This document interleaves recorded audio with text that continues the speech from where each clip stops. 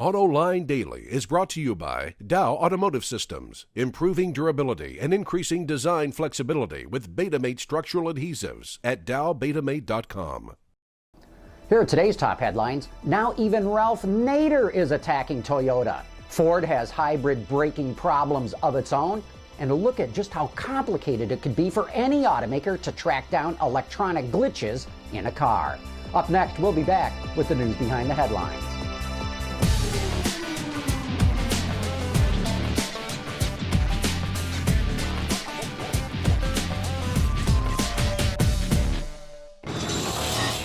This is Autoline Daily for Friday, Feb 5, 2010, and now the news. And yep, we're still reporting on Toyota's problems, and they just continue to get worse. Bloomberg reports that consumer advocate and hero to plaintiff attorneys Ralph Nader is accusing Toyota of a cover-up. He also criticizes NHTSA for being too lax, but wouldn't you know it, the Detroit News reports that the Obama administration has bumped up the budget for NHTSA so it can hire 66 more employees. And Joan Claybrook, the former NHTSA administrator in the Carter administration, says we're definitely going to see a new law come out of all this that mandates a brake override system where the engine is disengaged if the brake and gas pedal are pushed down at the same time. Meanwhile, Bloomberg reports that Toyota now faces 29 different class action lawsuits, and that is just in the United States. Toyota is now looking at repairing Priuses in 80 different countries, and still the story isn't over. Now the LA Times says that the Prius has other electronic problems, including HID headlights turning off inexplicably, sometimes in very dangerous situations. NHTSA has over 2,000 complaints from drivers and says Toyota has 28,000 warranty repairs of the headlights. And while the Big T's recalls have dominated headlines around the world, it's not the only automaker having problems.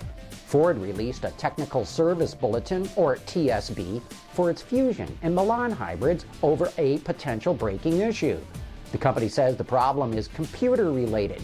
Basically, the threshold between its two braking modes is too sensitive, and under certain conditions, the system transitions from regenerative braking to hydraulic braking when it's not necessary. This causes the pedal to go down about 1 inch further than expected, but the brakes are still fully functional. Some 18,000 Fusions and Milans sold since October of last year are affected by the notice. Owners are advised to take their cars to a dealership for a software upgrade. Renault will reveal its new Wind Roadster at next month's Geneva Motor Show. It's the company's first Roadster in more than a decade. One unique feature is its glass top that tucks away in about 12 seconds into an area above the trunk. The company says its design is simpler and more reliable than traditional folding roofs. The Wind will be built in Slovenia and is expected to be powered by either a 100 or 133 horsepower engine. General Motors and NASA have teamed up to develop robots for use in space and maybe even to build cars. Called Robonaut 2, or R2 for short, it's the next-gen version of the original. It has greater dexterity and is more technologically advanced. It can work safely with astronauts in space and be used for more hazardous missions. And GM thinks the partnership can help it develop advanced safety systems for its vehicles, and that robots, like R2, can also be used to work alongside employees to help build cars. But while GM is working with NASA on future robots, it's getting rid of them in some of its factories. GM is considering installing manual body shops as opposed to automated lines at some of its plants. According to the Detroit Free Press, it's estimated the move could save GM $100 million and the 20 months it would take to install an automated line. A manual line would only take about 3 months to install. Robots and automation can be more efficient, but they cost a lot more money up front. Manual body shops can be more flexible because you can always lay off workers to cut costs if sales go down. Coming up next, a safety expert talks about how difficult it will be for Toyota to find out if it truly has an unintended acceleration problem.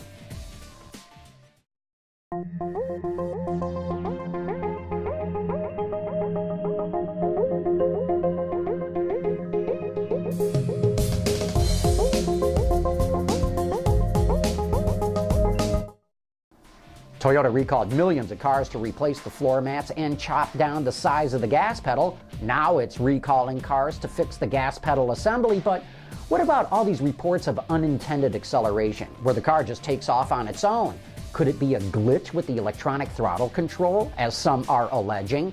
And if so, how hard is it to pinpoint the problem? On Autoline Detroit this weekend, we have a quality expert, Dennis Pietrowski from the RDA Group, who addresses this very issue. How does an automaker go about trying to dig up what is the root cause of the problem? What's involved in all that? Right. Well, you know, with something like this, it's particularly difficult because it's a safety issue. And here it is, they're going to first of all look at incidents getting reported into NHTSA. But then at that point, they're also going to be, in addition to that incident, trying to replicate it. And all the climate testing you want to do in a laboratory situation is not necessarily going to discover what happens to a vehicle in parts over time.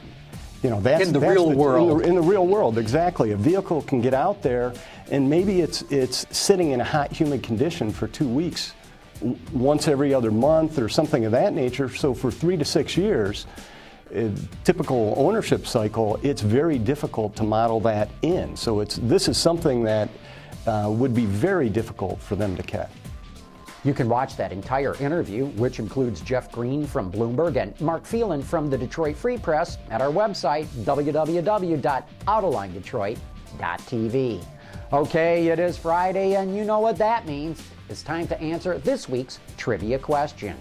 We asked you to identify what car this is, and the correct answer is it's the new Chevy Aveo RS.